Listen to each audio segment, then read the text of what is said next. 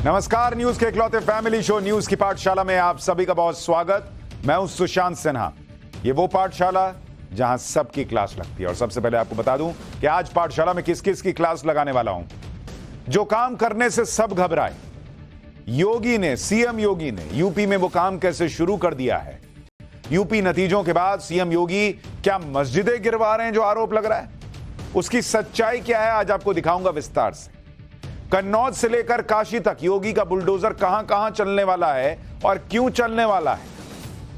UP में फिर चुनाव होंगे, कहां कहां तैयारी शुरू हो गई है यह भी बताऊंगा। इसके अलावा एक बड़ी इंपॉर्टेंट खबर, खालिस्तानियों के समर्थक कनाडा को भारत का ऐसा जवाब कि उसने सोचा ना होगा। खालिस्तानियों का साथ देते कनाडा, अमेरिका जैसे देशों से नरेंद्र मोदी इस कार्यकाल में कैसे निपटेंगे यह भी प्रश्न, इसका चैप्टर भी लेकर आया हूं। कश्मीर में मोदी का वो काम जो दुनिया का 8वां अजूबा बताया जा रहा है। कश्मीर में वो हुआ या वो काम हुआ जिसने चीन को भी पीछे छोड़ दिया है, आज इसका चैप्टर भी होगा। और फिर बात होगी सन की किम जोंग उन के घर क्यों पहुंचे हैं पुतिन, अमेरिका में हड़कंप क्यों मच गया है।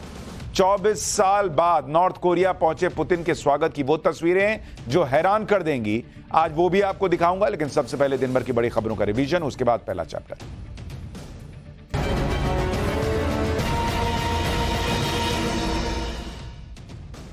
प्रधानमंत्री नरेंद्र मोदी ने आज बिहार में नालंदा यूनिवर्सिटी के नए कैंपस का उद्घाटन किया। सुबह के वक्त पहुंचे पीएम मोदी ने पहले नालंदा यूनिवर्सिटी की पुरानी धरोहर को करीब से देखा, इसके बाद नए कैंपस में बोधि वृक्ष लगाया और फिर नए कैंपस का उद्घाटन किया। पीएम ने कहा कि नालंदा भारत की परंपरा और पहचान का केंद्र था। आग की लपटें ज्ञान को नहीं मिटा सकती। मोदी सरकार ने किसानों को बड़ी सौगात दी है। आज प्रधानमंत्री मोदी की अध्यक्षता में हुई कैबिनेट की बैठक में 14 खरीफ फसलों पर एमएसपी बढ़ाने को मंजूरी दे दी गई। इसके तहत मौजूदा सीजन के लिए धान की एमएसपी को 117 रुपए बढ़ाकर 2300 रुपए प्रति क्विंटल कर दिया गया है। इसके अलावा कैबिनेट ने इंफ्रास्ट्रक्चर और रिन्यूएबल एनर्जी से जुड़े 4 और अहम फैसलों को भी मंजूरी दी है। राहुल गांधी आज अपना 54वां जन्मदिन मना रहे हैं। जन्मदिन के मौके पर आज सुबह राहुल गांधी अपनी बहन प्रियंका वाड्रा के साथ कांग्रेस मुख्यालय पहुंचे, जहां पार्टी कार्यकर्ताओं ने फूल बरसाकर राहुल गांधी का स्वागत किया। इसके बाद कांग्रेस दफ्तर में ही उनका बर्थडे केक काटा गया। इस मौके पर पार्टी अध्यक्ष मल्लिकार्जुन खड़गे, केसी वेणुगोपाल और दूसरे नेता मौजूद रहे। उत्तराखंड के केदारनाथ धाम में बड़ा हादसा टल गया। यहां एक ट्रैक्टर ट्रॉली समेत बिना ड्राइवर के पहाड़ी के ढलान पर तेजी से दौड़ने लगा। ट्रैक्टर और ट्रॉली कुछ दूरी पर लगे तंबुओं के ठीक पास जाकर पलट गया। जिस तंबू के पास ट्रैक्टर पलटा उसमें कई श्रद्धालु रुके हुए थे जो तंबू से निकलकर भागते नजर आए। दिल्ली से दरभंगा जा रही स्पाइस जेट की फ्लाइट का एसी खराब होने से पैसेंजर परेशान हो गए। फ्लाइट के अंदर का एक वीडियो वायरल हो रहा है जिसमें पैसेंजर मैगजीन की मदद से हवा करते हुए नजर आ रहे हैं। बताया जा रहा है कि चेक इन के बाद करीब 1 घंटे तक प्लेन का एसी बंद रहा, जबकि फ्लाइट के अंदर का तापमान करीब 40 डिग्री सेल्सियस था, जिसकी वजह से कई पैसेंजर्स की तबीयत भी बिगड़ गई। अगले महीने शुरू होने वाले पेरिस ओलंपिक से पहले world champion Neeraj Chopra form में होने के संकेत दे रहे हैं। नीरज चोपड़ा ने फिनलैंड में चल रहे पावो नूर्मी गेम्स में गोल्ड मेडल जीत लिया है। नीरज चोपड़ा ने अपने तीसरे प्रयास में 85.97 मीटर की दूरी तक भाला फेंका, जो उनका बेस्ट थ्रो रहा। तो ये हो गया दिन भर का रिवीजन। अब पाठशाला की पहली क्लास, जो काम करने से सब घबराते रहे। योगी ने यूपी में वो काम कैसे शुरू कर दिया। यूपी नतीजों के बाद सीएम योगी क्या मस्जिदें गिरवा रहे हैं, इस आरोप की सच्चाई क्या निकली, आज आपको वो भी दिखाऊंगा। कन्नौज से लेकर काशी तक योगी का बुलडोजर कहां कहां चलने वाला है। यूपी में फिर चुनाव होंगे, कहां कहां तैयारी शुरू हो गई है। अब सबसे पहले इसका चैप्टर।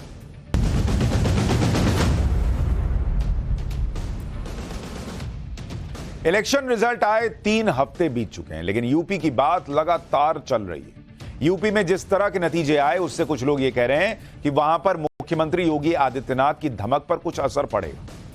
लेकिन योगी आदित्यनाथ ने अपने सारे विरोधियों को गलत साबित कर दिया। चुनाव नतीजों के बाद जिस तरह से सीएम योगी धड़ाधड़ एक्शन ले रहे हैं, उससे मैसेज क्लियर है कि योगी आदित्यनाथ वो नेता नहीं है जो बैकफुट पर चले जाएंगे। सारी अटकलों और अफवाहों पर फुल स्टॉप लगा चुके हैं। पीएम मोदी ने इशारों में यह भी बता दिया कि सीएम योगी जो कर रहे हैं वो ठीक है। उनको एक तरह से कंधे पर उन्होंने हाथ रखा, पीठ थपथपाई, और ये बार बार हो गया। यानी मैसेज क्लियर है कि भाई आप काम करते रहिए। और कल ही वाराणसी में पीएम मोदी और सीएम योगी एक साथ मंच पर दिखे भी। यानी यूपी में सब ठीक है, और जो ठीक नहीं है उसे मुख्यमंत्री योगी ठीक करने में जुट गए। चाहे अतिक्रमण का मामला हो, अवैध निर्माण का मामला हो, वीआईपी कल्चर की बात हो या फिर अधिकारियों की लापरवाही हो, जितने भी लूज एंड पॉइंट्स थे ना, मतलब ढीले पड़े हुए मामले, सीएम योगी सबको टाइट कर रहे हैं कायदे से। जैसे सीएम योगी तो इस तरह से एक्शन में है कि यूपी में अब वो काम हो रहे हैं जिसके बारे में पहले की सरकारें सोचने से भी घबराती रहीं। लखनऊ में कुकरैल नदी के किनारे सालों से अतिक्रमण हो रहा था। धीरे धीरे कुकरैल नदी एक नाले में बदलती चली गई और उसके किनारे पर अकबर नगर नाम से बस्ती बन गई। पहले की सरकारों ने इस समस्या पर ध्यान ही नहीं दिया। भाई अकबर नगर बढ़ता चला गया, कोई देख नहीं रहा तो बढ़ रहे हैं। वोट बैंक और एक खास समुदाय के नाराज होने के डर से पहले की सरकारों ने कोई एक्शन नहीं लिया, लेकिन सीएम योगी ने बिना किसी डर के कोर्ट के आदेश को लागू करवाया। अकबर नगर में जितना भी अवैध निर्माण था, बॉस सब गिरा दिया है। अकबर नगर में सब सन्नाटा कर दिया है। आप देखिए, अकबर नगर में 10 दिन तक बुलडोजर अभियान चला। 10 दिन में अकबर नगर को पूरा समतल कर दिया। 1100 मकाने, 101 दुकानें सब तोड़ दी गई। अकबर नगर में बुलडोजर एक्शन पर खूब हाय तौबा भी मचाई गई, राजनीति की गई। सीएम योगी पर आरोप लगाया गया कि मुसलमानों पर बुलडोजर चलवा रहे हैं। सीएम योगी इससे रुकने वाले हैं। उनके सामने कोर्ट का आदेश था, पूरा करवाना था, पूरा करके छोड़ा। अकबर नगर में मुसलमानों के साथ हिंदू भी रहते थे, उनके घरों पर भी बुलडोजर चला और जो लोग विस्थापित हुए उनको घर भी दिया जा रहा है। अकबर नगर में योगी सरकार ने जिस तरह से एक्शन लिया है उसकी तस्वीरें आप देखिए। कुकरैल नदी के किनारे अकबर नगर बसा हुआ था। अब कहां अकबर और कहां नगर, सब सन्नाटा हो गया है। किनारे भी नहीं बल्कि कुकरैल नदी को ही ये लोग अतिक्रमण करके नदी की जमीन पर इमारतें खड़ी कर दी थी। मामला कोर्ट में गया और सुप्रीम कोर्ट ने भी माना कि इस जगह को खाली कराना चाहिए। सुप्रीम कोर्ट के आदेश के बाद अकबर नगर में बुलडोजर एक्शन शुरू हुआ तो लगातार 10 दिन तक अकबर नगर में बुलडोजर की गूंज सुनाई देती रही। इधर लोग नैरेटिव सेट करते रहे, चिल्लाते रहे कि देखिए मुसलमान पे हो रहा है, मुसलमान। ये सब सुनने वाले हैं योगी। वहां हिंदू का घर भी था, मुसलमान का भी घर था, कोर्ट का आदेश था, चल गया बुलडोजर। 10 जून से शुरू हुआ बुलडोजर एक्शन, अब जाकर खत्म हुआ और इस दौरान एक एक अवैध निर्माण को तोड़ दिया गया। लखनऊ नगर निगम, एलडीए और पुलिस प्रशासन की मौजूदगी में अभियान पूरा कर लिया गया। आज अकबर नगर पूरी तरह से समतल हो गया है। अगले 10 दिन में यहां से मलबा भी हटा लिया जाएगा। एक बार अकबर नगर से ग्राउंड रिपोर्ट देखिए, फिर बताता हूं कि अकबर नगर में सिर्फ मस्जिद तोड़ी गई वाले नैरेटिव की सच्चाई क्या है, इसके अलावा और क्या क्या वहां पर हो रहा है यूपी में, यह सब दिखाऊंगा। पहले जरा ग्राउंड रिपोर्ट देखिए। अकबर नगर में चल रही यूपी के अब तक सबसे बड़े अतिक्रमण हटाओ अभियान के तहत धर्म स्थल को जमींदोज किया गया। बीती रात राज्य सरकार ने, लखनऊ जिला प्रशासन ने बैरिकेटिंग करके यहां पर आने वाले ट्रैफिक को रोक दिया और सबसे पहले जो 2 मस्जिद बनी थी उनको जमींदोज किया गया। सामने मलबा नजर आएगा, एक मदरसा भी इनके बगल में बना था, उस मदरसे को भी जमींदोज किया गया है। इसके अलावा क्योंकि यहां पर हिंदू परिवार भी रहा करते थे तो 3 मंदिर रोड किनारे बने हुए थे, उनको भी जमींदोज किया गया है। लेकिन उससे पहले जो मूर्तियां थी उन्हें दूसरी जगह स्थापित किया गया, उसके बाद मंदिरों को भी हटा दिया गया। कुल मिलाकर पूरा जो अकबर नगर फेज 1 और फेज 2 इलाका वो अब जमींदोज कर दिया गया है। जेसीबी लगभग 10 दिन चली और पूरे इलाके को अवैध अतिक्रमण से मुक्त करा लिया गया।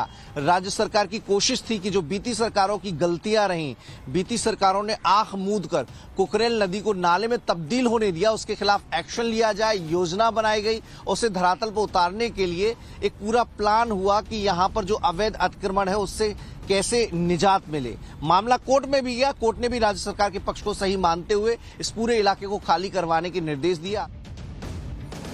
ये तस्वीर जो कोई भी देख रहा है वो कह रहा है बॉस लॉ एंड ऑर्डर ऐसा ही होता है कि भाई आदेश हुआ तो आदेश हुआ, फिर ये नहीं कि कोई धरने पे बैठ रहा है, कोई कुछ कर रहा है, ये सब नहीं चलता यूपी में। अकबर नगर में बुलडोजर एक्शन के दौरान किसी भी तरह का भेदभाव भी नहीं किया गया। अतिक्रमण करने वाले हिंदू थे तो उनके घर भी टूटे, उनकी दुकानें भी टूटी, मुसलमान थे तो उनकी भी टूटी, सभी पर एक्शन हुआ। अवैध तरीके से चाहे जो भी निर्माण हुआ हो, चाहे वो धार्मिक स्थल ही क्यों ना हो, किसी भी समुदाय का धार्मिक स्थल क्यों ना हो, उन पर बुलडोजर चला। जैसे अगर आप तस्वीर देखिए, अकबर नगर में कई मस्जिद और मदरसे बने हुए थे जो अवैध जगह पर बने हुए थे। बुलडोजर एक्शन के दौरान ऐसे अवैध निर्माण को गिरा दिया गया। अकबर नगर में बने 4 मंजिला मदरसे को भी बुलडोजर से गिरा दिया गया। मस्जिद और मदरसे को गिराए जाने के दौरान वहां कड़ी सुरक्षा व्यवस्था थी। बैरिकेडिंग करके पूरे इलाके को सुरक्षित किया गया और रात के समय मस्जिद और मदरसे को तोड़ दिया गया। इस दौरान पूरी कार्रवाई की रिकॉर्डिंग भी हो रही थी, क्योंकि पता है भाई कई लोग उसमें माहौल बना देंगे, तो हर चीज की रिकॉर्डिंग हुई है। अकबर नगर में जो एक्शन हो रहा है उसे कुछ लोग मुसलमानों के खिलाफ एक तरफा कार्रवाई बता रहे हैं। लखनऊ के मौलाना कौसर हयात ने कहा कि योगी सरकार मुसलमानों पर अत्याचार कर रही है। जरा मौलाना को सुनिए, फिर आपको इस आरोप की सच्चाई भी बताऊंगा। कि गरीब जनता झोपड़ों में रह रही है, उसको सही जगह देना सरकार का काम है। आप बजाय इसके कि आप उसके झोपड़े वाले को सही जगह दें, आप उसके झोपड़े को अवैध कहकर आप उस पर बुलडोजर चला रहे हो। ये काम पूरी दुनिया में शायद नहीं हुआ, पहली मर्तबा सिर्फ ये योगी जी कर रहे हैं कि वो बिल्कुल कतई तौर पर एक तरफा तौर पर कार्रवाई करके मुस्लिम दुश्मनी का मुजाहिरा कर रहे हैं, खुली मुस्लिम दुश्मनी के मुसलमानों से दुश्मनी कर रहे हैं, मुसलमानों को बर्बाद करने की कोशिश कर रहे हैं और ये चीजें और जगह भी चलाने की वो कोशिश कर रहे हैं कि जहां जहां मुस्लिम आबादी है उनको अवैध कह दिया जाए। अवैध किसे कहते हैं? अवैध तो खुद उनका वजूद है। अब मौलाना जो बातें कह रहे हैं उसमें कई चीजें गलत कह रहे हैं। एक तो ये सुप्रीम कोर्ट ने कहा अवैध है, ऐसा नहीं कि योगी आदित्यनाथ ने कह दिया कि नहीं अवैध हटाओ। सुप्रीम कोर्ट ने भी अवैध कहा है, तब जाकर एक्शन हो रहा है। दूसरा, मुसलमानों से बदले की बात कहां से आई, जब हिंदुओं के घर पे भी एक्शन हुआ, उनकी दुकानों पर भी एक्शन हुआ। हर बात में विक्टिम कार्ड नहीं खेलना चाहिए बॉस। और जो लोग कह रहे हैं कि गरीब का घर है, भाई उनको दूसरी जगह घर भी दिया जा रहा है। कोई आदमी अपने घर में अवैध कब्जा हो जाए ये स्वीकार करता है कि आपके घर में कोई गरीब है? आप कितने गरीबों को अपने घर में रहने देते हैं? नहीं रहने देते ना। कहते हैं गरीब हो तो गरीब हो, लेकिन मेरे घर में थोड़ी रहोगे यार, अपना घर बनाओ। मौलाना अपने घर में कितने गरीबों को रख रहे हैं? नहीं रख रहे हैं ना। लेकिन सरकारी जमीन पे गरीब कब्जा कर ले, उसको दूसरी जगह विस्थापित भी ना कीजिए, ये कौन सा नियम कायदा कानून है बॉस? मौलाना कौसर हयात जैसे लोग सिर्फ भड़काने के लिए इस तरह के बयान दे रहे हैं, क्योंकि अकबर नगर में यह नहीं देखा गया कि अवैध निर्माण किस समुदाय का है। अकबर नगर में मंदिर भी बने हुए थे, क्योंकि यहां मुसलमानों के साथ हिंदुओं की भी बड़ी आबादी रहती थी। मस्जिद के साथ साथ मंदिर भी तोड़े गए। अकबर नगर में जितने मंदिर थे उन्हें तोड़ दिया गया। मंदिर तोड़ने से पहले मूर्तियों को दूसरी जगह शिफ्ट किया गया और उसके बाद मंदिर को गिरा दिया गया। यानी अकबर नगर में बिना भेदभाव के बुलडोजर चला है। अगर मुसलमानों के मकान तोड़े गए तो हिंदुओं के भी मकान तोड़े गए। अगर मदरसे गिराए गए तो अवैध निर्माण से बने हिंदू धार्मिक स्थल भी तोड़े गए।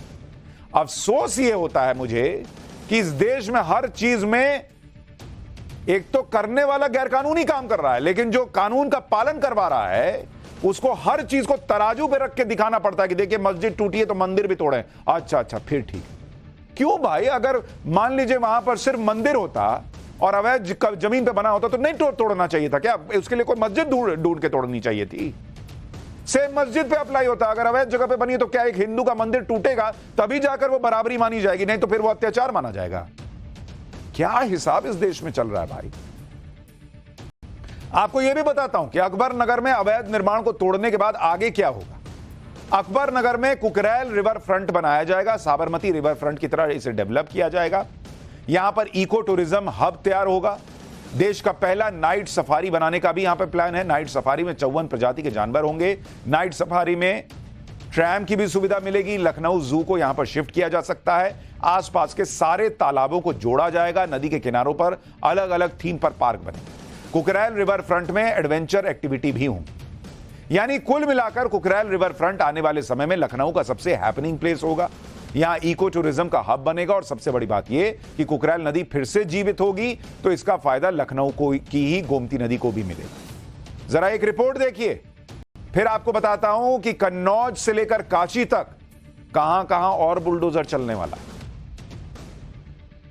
रिवर फ्रंट नाम से एक योजना बनाई गई है। नगर विकास विभाग उसको लीड करेगा और उसमें खूबसूरत तट होंगे, जो बाकी फैसिलिटी होती है पार्क वो होंगे, अच्छी लाइटें होंगी और इसमें शारदा कैनाल का पानी छोड़ा जाएगा जो सीधे जाकर गोमती नदी में मिल जाएगा।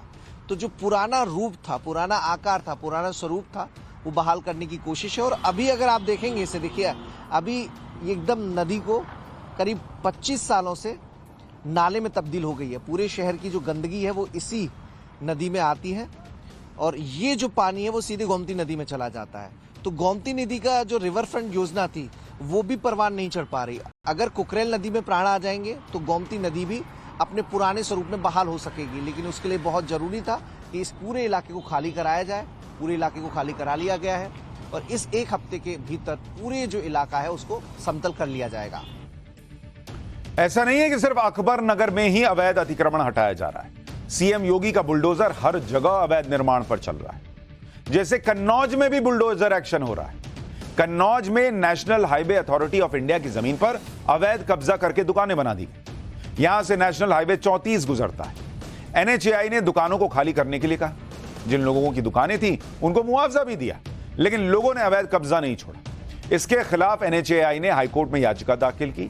कोर्ट से एनएचएआई के पक्ष में फैसला आया और फैसला आने के साथ ही बुलडोजर एक्शन शुरू हो गया।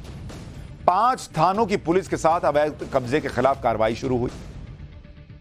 एक एक करके दुकानों को गिरा दिया गया। पूरी कार्रवाई की ड्रोन कैमरों से निगरानी की गई ताकि अगर कोई हंगामा करने की कोशिश करे तो उसे पकड़ा जा सके। कुल 12 दुकानों को बुलडोजर से गिराया गया है। इसी तरह से अब वाराणसी में भी बुलडोजर एक्शन हो सकता है। वाराणसी के 80 इलाके में जगन्नाथ कॉरिडोर की योजना है और इसके लिए इलाके में कई घरों को तोड़ा जा सकता है। इसी साल फरवरी में एडीएम कोर्ट ने जगन्नाथ मंदिर के आसपास की 50 एकड़ जमीन को सार्वजनिक संपत्ति घोषित कर दिया था। अब इसी इलाके में जगन्नाथ कॉरिडोर बनाने की योजना है, लेकिन समस्या यह है कि यहां पर सैकड़ों मकान हैं जिनको गिराए बिना कॉरिडोर बन नहीं सकता। इसलिए अब यहां बुलडोजर एक्शन की बात कही जा रही है। वाराणसी के 80 इलाके से एक रिपोर्ट देखिए, फिर बताता हूं कि कैसे सीएम योगी ने वीआईपी कल्चर के खिलाफ भी अभियान शुरू कर दिया है। वाराणसी के 80 के इलाके में भी जगन्नाथ कॉरिडोर को बनाने के नाम पर कहीं ना कहीं स्थानीय प्रशासन की ओर से 350 मकानों को चिन्हित किया जा रहा है और कहा यह जा रहा है, आरोप ये लग रहे हैं कि आने वाले दिनों में यहाँ पर भी कार्रवाई हो सकती है, यानी इस इलाके में भी बुलडोजर चल सकता है। ये पूरा इलाका 80 का जगन्नाथ कॉरिडोर के नाम पर डेवलप किया जाना है। यहाँ पर आप देखिए कि बड़े बड़े जो मकान हैं, रिहायशी मकान हैं, इनमें से कई ऐसे मकान हैं जो लंबे समय से बने हैं, यानी यहाँ पर पीढ़ी दर पीढ़ी लोग रहते हैं। इन लोगों का ये कहना है कि अब जगन्नाथ कॉरिडोर के नाम पर इनका आशियाना उजाड़ने की तैयारी की जा रही है और एसडीएम कोर्ट की ओर से बाकायदे एक फैसला भी दिया गया है जिसमें इस पूरी भूमि को सार्वजनिक भूमि घोषित किया गया है। सवाल इस बात का है कि आने वाले दिनों में क्या जगन्नाथ कॉरिडोर और 80 नदी के नाम पर इन जो स्थानीय लोग हैं, जो इन ये मकाने हैं, इनको जमींदोज किया जाएगा। इसी तरह से सीएम योगी ने अब प्रदेश में वीआईपी कल्चर के खिलाफ भी अभियान छेड़ दिया है। सीएम योगी काफी समय से वीआईपी कल्चर को खत्म करने की कोशिश कर रहे हैं। अब तो सीएम ने सख्त आदेश जारी कर दिया, जिसका असर दिखने भी लगा है। बहराइच की ये तस्वीरें देखिए। यहां नायब तहसीलदार साहब प्राइवेट गाड़ी पर लाल बत्ती लगाकर रौब झाड़ते हुए जा रहे थे। ट्रैफिक इंस्पेक्टर ने नायब तहसीलदार की गाड़ी रोक दी कि रोकिए सर, फिर लाल बत्ती उतरवाई, 2500 रुपए का चालान काट दिया। यानी चाहे अधिकारी हो या आम आदमी, नियम सभी के लिए बराबर हैं। इसी तरह से देवरिया में भी वीआईपी कल्चर के खिलाफ अभियान चलाया गया। देवरिया में चेकिंग के दौरान पुलिस ने कांग्रेस नेता अखिलेश प्रताप सिंह की गाड़ी को रोक लिया। लोकसभा चुनाव में अखिलेश प्रताप सिंह देवरिया से चुनाव लड़े थे। उनकी गाड़ी पर हूटर लगा था जिसे पुलिस ने उतार दिया, लेकिन इस दौरान अखिलेश प्रताप सिंह पुलिस से ही उलझ पड़े। अखिलेश प्रताप सिंह काफी देर तक पुलिस से बहस करते रहे। पुलिस वालों से उनकी गाड़ी के कागज दिखाने की मांग करने लगे। जैसे अखिलेश प्रताप सिंह ये दिखाना चाह रहे थे कि कैसे हमारी गाड़ी को रोका और हूटर उतरवा दिया जी, चलो अपनी भी गाड़ी के पेपर दिखा। इसी वीआईपी कल्चर को योगी आदित्यनाथ उत्तर प्रदेश से खत्म करना चाहते हैं। दरअसल मुख्यमंत्री योगी आदित्यनाथ ने 13 जून को अधिकारियों के साथ बैठक में वीआईपी कल्चर खत्म करने को लेकर आदेश दिए।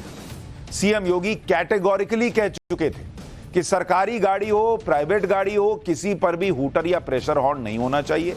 वीआईपी काफिले में भी सबसे आगे वाली गाड़ी में ही हूटर होगा, वो भी तय ध्वनि सीमा में बजेगा। जिन गाड़ियों के शीशों पर ब्लैक फिल्म है उनके खिलाफ एक्शन लिया जाएगा। प्राइवेट गाड़ियों पर लाल या नीली बत्ती लगाने वालों पर भी एक्शन होगा। सीएम योगी के इस आदेश के बाद लखनऊ समेत कई शहरों में वीआईपी कल्चर के खिलाफ अभियान शुरू हो गया। लखनऊ में तो कई बीजेपी नेताओं के साथ साथ विपक्षी नेताओं की गाड़ियों से भी हूटर और ब्लैक फिल्म हटाई गई। यानी आदेश क्लियर है, चाहे कोई हो, किसी पार्टी का हो, सभी को नियमों के अनुसार ही चलना होगा बॉस।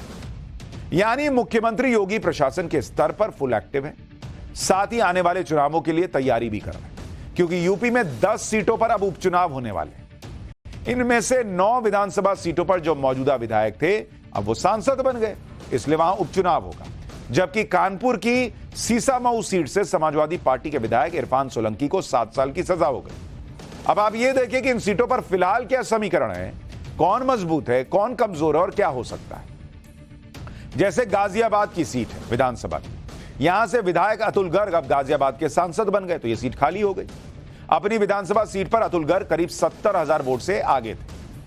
फूलपुर विधानसभा सीट से बीजेपी विधायक प्रवीण पटेल सांसद बन गए, लेकिन प्रवीण पटेल अपनी ही विधानसभा में 18,000 वोट से पीछे चल रहे थे। मिल्कीपुर विधानसभा सीट से सपा विधायक अवधेश प्रसाद अब फैजाबाद से सांसद बन गए।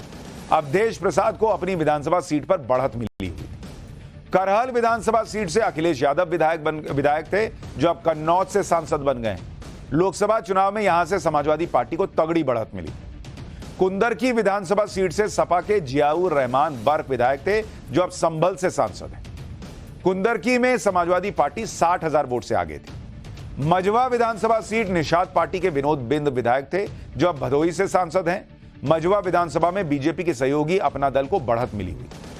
मीरापुर विधानसभा सीट से आरएलडी के चंदन चौहान विधायक थे, जो अब बिजनौर से सांसद हो गए। लोकसभा चुनाव के दौरान ये जो मीरापुर का इलाका है, यहां आरएलडी को बढ़त मिली हुई थी। कटेहरी विधानसभा सीट सपा के लालजी वर्मा विधायक थे, जो अब सांसद हो गए। कटेहरी में लालजी वर्मा को 17,000 वोट की लीड मिली हुई। खैर विधानसभा से बीजेपी के अनूप प्रधान विधायक थे, खैर विधानसभा से, जो अब हाथरस से सांसद है। लोकसभा चुनाव में खैर इलाके में बीजेपी को बढ़त, यानी इस तरह से देखें तो 9 सीटों में 4 पर लोकसभा चुनाव के हिसाब से बीजेपी और उनके सहयोगी दल आगे थे, जबकि 5 सीटों पर इंडी गठबंधन आगे थे। इस हिसाब से बीजेपी के लिए अब चैलेंज यूपी में बढ़ गया है कि वो अखिलेश यादव और उनके चुनावी समीकरण का काट कैसे निकालेगी और उपचुनाव में क्या उसका पासा पलटेगा या नहीं। इधर अखिलेश यादव भी तैयारी में लगे हुए हैं। लोकसभा चुनाव में अखिलेश यादव ने पिछड़े दलित और अल्पसंख्यकों को यानी पीडीए का मुद्दा उठाया था और उनको कामयाबी भी मिली। अखिलेश यादव अब पीडीए पॉलिटिक्स को यूपी में एकदम ग्राउंड लेवल पर उतारने की प्लानिंग कर रहे हैं और इसकी शुरुआत विधानसभा में नेता प्रतिपक्ष के पद से कर सकते हैं। अखिलेश के इस्तीफे के बाद नेता प्रतिपक्ष का पद खाली है। चर्चा है कि अखिलेश किसी अति पिछड़े या फिर दलित को नेता प्रतिपक्ष बना सकते हैं। इसके अलावा अखिलेश की योजना है कि यूपी के हर जिले में पीडीए पंचायत लगाई जाए, पीडीए में आने वाली जातियों को एकजुट किया जाए, पीडीए को उनके अधिकारों के बारे में बताया जाए, उपचुनाव में भी पीडीए के तहत प्रत्याशी चुने जाएं। अखिलेश ने पीडीए के फॉर्मूले के तहत लोकसभा चुनाव में 17 दलित और 30 ओबीसी कैंडिडेट्स को टिकट दिया था, जिसमें से 20 ओबीसी और 8 दलित जीत भी गए। अखिलेश ने 5 यादव और 4 मुसलमानों को टिकट दिया था और ये सभी लोग जीत गए। इस तरह से पीडीए फॉर्मूला लगाकर अखिलेश ने यूपी में 37 सीटें जीती। तो भाई जब रिजल्ट आया है तो उसको क्यों छोड़ेंगे उस फॉर्मूले को। तो अखिलेश यादव उसको और ग्राउंड पर मजबूत करने में लग गए। लोकसभा चुनाव में यूपी की 37 सीटों पर जीत हासिल करने के बाद अब अखिलेश यादव कॉन्फिडेंट भी दिख रहे हैं। समाजवादी पार्टी के बागी विधायकों पर एक्शन की भी तैयारी चल रही है। इसी साल फरवरी में राज्यसभा चुनाव के दौरान सपा के 6 विधायकों ने क्रॉस वोटिंग की थी। अब इन विधायकों की सदस्यता खत्म करने के लिए विधानसभा स्पीकर से डिमांड की जा सकती है। ये विधायक थे रायबरेली की ऊंचाहार विधानसभा सीट से मनोज पांडे, अंबेडकर नगर की जलालपुर विधानसभा सीट से राकेश पांडे, अयोध्या की गोसाईगंज विधानसभा सीट से अभय सिंह, अमेठी की गौरीगंज विधानसभा सीट से राकेश प्रताप सिंह, जालौन की कालपी विधानसभा सीट से विनोद चतुर्वेदी और कौशाम्बी की चायल विधानसभा सीट से पूजा पाल चायल। अब अगर इन सभी विधायकों की सदस्यता जाती है तो इन सभी सीटों पर भी उपचुनाव होंगे। अखिलेश यादव जल्दी ही इन सभी के खिलाफ कार्रवाई कर सकते हैं। अखिलेश यादव पहले ही कह चुके हैं कि जनता इन सभी विधायकों का हिसाब करेगी। यानी यूपी में अभी बहुत हलचल हो रही है, बहुत हलचल होने वाली है और यूपी की पॉलिटिक्स जबरदस्त मोड़ ले चुकी है। कश्मीर में मोदी का वो काम जो दुनिया का 8वां अजूबा बताया जा रहा है। कश्मीर में वो हुआ काम जिसने चीन को भी पीछे छोड़ दिया है। अब उसका चल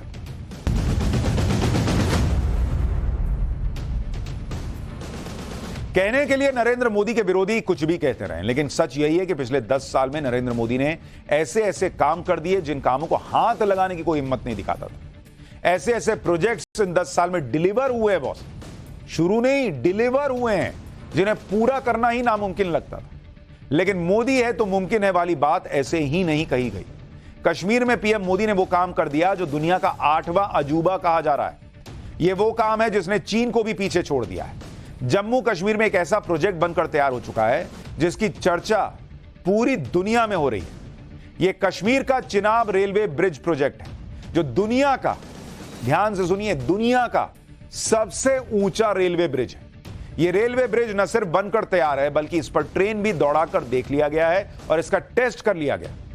चिनाब रेलवे ब्रिज कश्मीर को कन्याकुमारी से जोड़ने के लिए तैयार हुआ है। पुल की मजबूती को परखने के लिए इस पर पिछले 1 साल से ट्रायल रन चल रहा था, लेकिन पहली बार इस पुल के ऊपर से ट्रेन का ट्रायल हुआ। पहली ट्रायल ट्रेन जम्मू के रामबन में संगलदान से निकली और चिनाब ब्रिज के ऊपर से गुजरती हुई रियासी तक पहुंची। दुनिया का सबसे ऊंचा चिनाब रेलवे ब्रिज USBRL यानी Udhampur Srinagar Baramulla rail link project का सबसे मुश्किल हिस्सा है। आप सोचिए बॉस, कहां पे बना हुआ है, जिसके निर्माण पर पूरी दुनिया की नजरें टिकी हुई थी कि देखे जरा इंडिया कैसे करता है। करके दिखा दिया बॉस। इंजीनियर्स ने इस मुश्किल को पूरा कर पूरी दुनिया में भारत का लोहा मनवा दिया। चिनाब नदी के ऊपर बने दुनिया के सबसे ऊंचे पुल की खासियत सुनिए जरा, फिर वहां से ग्राउंड रिपोर्ट भी दिखाऊंगा। चिनाब रेलवे ब्रिज की लंबाई 1315 मीटर है और इस पुल के आर्क यानी गोलाई के लिए हुए हिस्से की लंबाई करीब 485 मीटर है, जबकि नदी की सतह से इस पुल की ऊंचाई 359 मीटर है।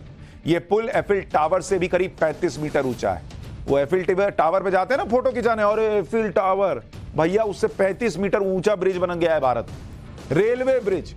और कुतुब मीनार से तो करीब 5 गुना ज्यादा ऊंचा। 5 कुतुब मीनार लगाइएगा तब जाके उस पर चढ़िएगा, तब जाके इस ब्रिज पे, रेलवे ब्रिज पे पहुंच पाइएगा। इस पुल के निर्माण में करीब 30,000 मीट्रिक टन स्टील का तो इस्तेमाल हुआ है।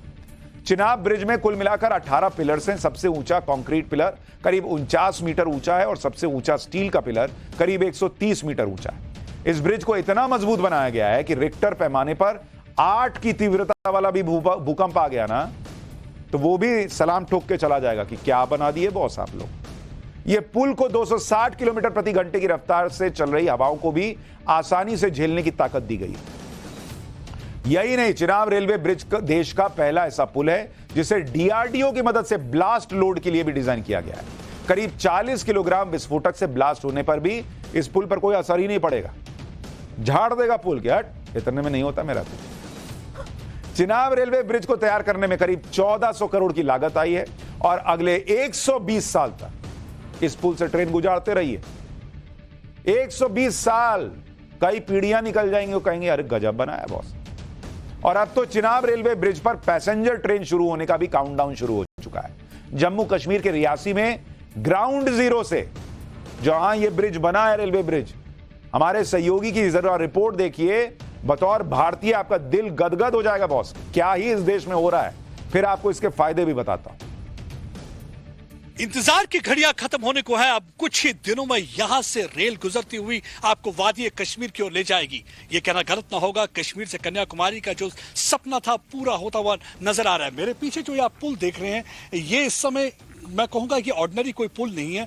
ये हाईएस्ट ब्रिज, रेलवे ब्रिज माना जाता है पूरी दुनिया का। और ये ब्रिज जो है आईफिल टावर से भी 35 मीटर ऊंचा है। और इस ब्रिज को बनाने में आप देखिए, इंजीनियर्स को दिन रात काम करना पड़ा, कई वर्ष लग गए इस पुल को बनाने में, जिसमें 28,000 टन के करीब जो है स्टील रॉड यूज की गई है। और ये स्टील का मतलब ये है कि यानी कि अगर यहाँ पे भूकंप आ जाए, 8 पॉइंट से भी ज्यादा रिक्टर स्केल पे अगर भूकंप हो, तो तब भी इस पुल को कोई असर नहीं होगा। उसके अलावा आप देख सकते हैं कि 1800 के करीब जो है केबल और रॉड्स, 18,000 के करीब जो केबल और रॉड्स यूज की गई हैं। यानी कि इस केबल और रॉड का मतलब यह है कि यहाँ पे जो है हवा काफी तेज चलती है। अगर विंड की वेलोसिटी 360 किलोमीटर प्रति रफ्तार से भी चल रही होगी, तो इस पुल की स्टेबिलिटी को कोई असर नहीं होने वाला। यानी कि ट्रेन यहां से आराम से गुजर जाएगी। और दूसरी बात यह है कि अगर आप इस ट्रेन की बात करें तो 8वां वंडर होगा दुनिया का, क्योंकि इंजीनियरिंग मार्वल है। चिनाब नदी पर बने दुनिया के सबसे ऊंचे रेलवे ब्रिज के तैयार होने के पाकिस्तान और चीन की टेंशन बढ़ गई। और इसकी वजह भी आपको बताता हूं। यह पुल जिस जगह पर बना है उसकी LOC से दूरी सिर्फ 65 किलोमीटर है। और इस पुल के चालू होने के बाद पूरे देश से कश्मीर और लद्दाख रीजन में भारतीय सैनिक और हथियार भेजना अब बहुत आसान हो जाएगा। पहले रोड कनेक्टिविटी भारी बर्फबारी शुरू होने के बाद बंद हो जाती थी भाई, सड़क से भेजने में टाइम भी लगता था। अब इस ब्रिज की वजह से पूरे कश्मीर और लद्दाख इलाके में 365 दिन कनेक्टिविटी होगी। अब पाकिस्तान क्या होश उड़ा हुआ है। 365 दिन कनेक्टिविटी की वजह से कश्मीर में आतंकवाद फैलाने की पाकिस्तान की कोशिशों को तगड़ा झटका लगेगा। इससे पूरे इलाके में विकास की रफ्तार को भी तेजी मिलेगी, क्योंकि जरूरी सामान और लोकल प्रोडक्ट्स की ढुलाई आसान हो जाएगी। कश्मीर घाटी में पर्यटन को भी बढ़ावा मिलेगा, जिससे लोकल्स के लिए रोजगार के अवसर बढ़ेंगे।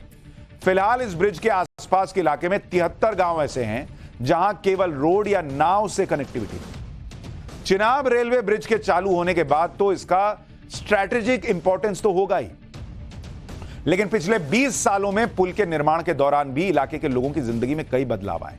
उन्हें पुल के निर्माण में उन्हें रोजगार तो मिलेगा ही या मिला ही है। अब इसके चालू होने के बाद उन्हें अपनी जिंदगी और आसान होने की उम्मीद जगी, इसलिए इलाके के लोगों को भी बेसब्री से चिनाब रेलवे ब्रिज खुलने का इंतजार है। सुनिए कश्मीर के लोकल लोग क्या बोल रहे हैं, फिर आपको यह बताता हूं कि कैसी कैसी ट्रेनें इस पर दौड़ेंगी और आगे क्या होगा। देखिए सर, हमारे लिए यही बदलाव आया कि आपको पता है सर, जब वंदे भारत कटरा से श्रीनगर जाएगी तो हम 2 घंटे में वहां पहुंचे होंगे, नहीं तो ऐसे 8 घंटे 10 घंटे लगते हैं हमारे लिए। और जहां पर रोजगार भी मिला है, हम लोगों ने 15-20 साल जहां के स्थानीय लोगों ने, युवाओं ने काम किया है, वो अपने पैरों पे के ऊपर अब खड़े हो चुके हैं। और अब प्रधानमंत्री आके इस हरी झंडी, कितना इंतजार है आपको उस पल का? देखिए सर, प्रधानमंत्री उनकी ही जो है वो देन है कि ये 2014 के बाद उन्होंने इस काम को पूरी निगरानी रखी। पिछले साल जहाँ पे रेलवे मंत्री अश्विनी वैष्णव जी इस ब्रिज पर आए थे, उन्होंने जहाँ पर पूरा उन्होंने देखा, फिर देख के वो जहाँ से गए हैं। हम रेलवे मंत्री का और प्रधानमंत्री नरेंद्र मोदी जी का इस बक्कल, इस जैसी डिस्ट्रिक्ट के अंदर हम सभी जो लोग हैं वो बड़े उत्साहित हैं। हम उनका इंतजार कर रहे हैं वो कब जहाँ आए और जहाँ से रेल को वो हरी झंडी दें। अच्छा, स्टेशन का नाम है बक्कल। अच्छा, कई लोगों ने तो वो सुना था, राकेश टिकैत कहते थे बक्कल उतार देंगे। अब ये ट्रेन कहेगी हम आपको बक्कल पर उतार देंगे।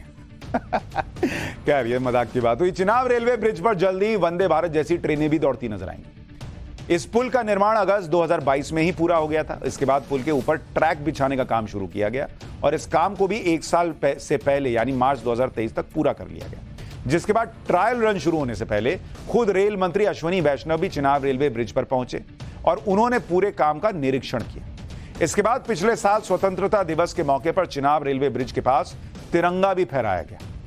असल में चिनाब रेलवे ब्रिज जिस USBRL यानी Udhampur Srinagar Baramulla rail link project का हिस्सा है, उसका मकसद कश्मीर को देश के दूसरे हिस्सों से जोड़ना है।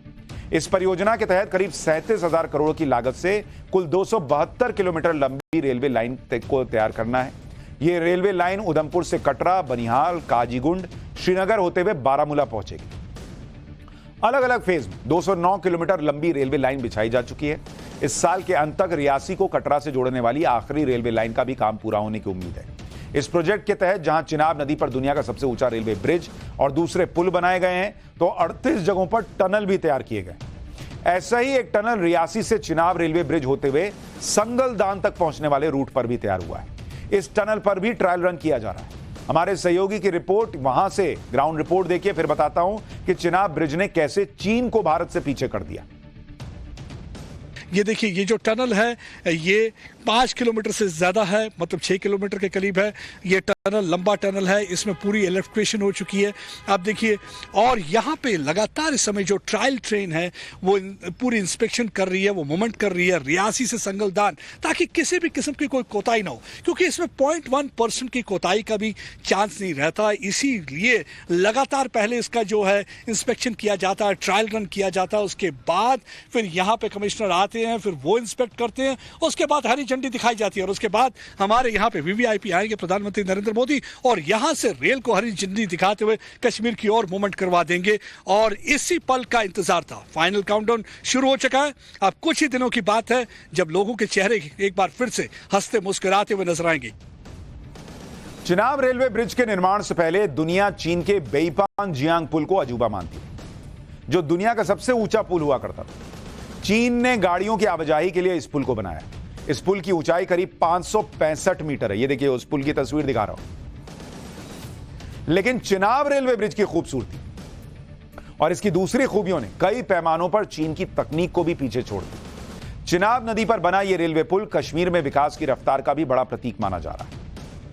यानी जो लोग कहते थे कि 370 हटने से क्या होगा, क्या से क्या हुआ है, वो आपको कई मायनों में दिखा, इलेक्शन में दिखा जब लोगों ने बड़ी संख्या में बाहर आकर वोट किया। और कश्मीर में जो बदलाव है उसकी एक और बानगी है ये पुल।